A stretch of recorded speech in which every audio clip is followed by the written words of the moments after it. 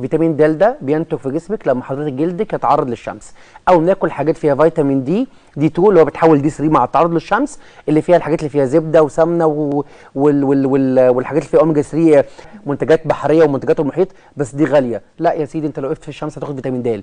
جدودنا حتى امهاتنا بطلوا، كانوا لك يلا نشرب الشاي في البلكونه، يلا نتشمس، كان اللفظ بيتقال كده.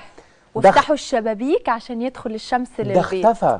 وفي صور حضرتك لو قلبتي هتلاقي صور الناس في نيويورك في النص الاولاني من القرن 1940 وغير كده، كانوا بيحطوا اولادهم في قفص حديد في البلكونه بالبامبرز بس عشان خاطر يتعرضوا للشمس. صح، كل ده اختفى. فبدا يحصل نقص فيتامين دي. انت عندك حق يا دكتور، لان دلوقتي فعلا يا ايمان لما بقينا ننزل الشمس يقول لك الشمس ضاره. بالظبط كده، فبيمشوا لا بغض النظر، هي بتمشي في الظل، هي راكبه المواصلات، راكبه العربيه بتاعتها، تروح تقعد في النادي ما رافعه التنده. برضو طبيعه الحياه اختلفت. في الستات كانت السيدات بتلبس قصير شويه، مكشوف شويه، كتافها باينه، فكان المفروض عشان تاخد فيتامين دي النسبه اليوميه الكافيه ليك تلت جسمك يتعرض للشمس، تلت جسمك عاري. تمام. دلوقتي ده بقى مش متاح، يمكن ظروف المجتمع، يمكن ما بنعملش رياضه، يمكن الكسوف. ده بند. البند الثاني ما بناكلش غذاء كويس. تمام. فوجدنا بالتحاليل، فوجئنا ان 70% من الشعب المصري عنده نقص فيتامين دي كارثه.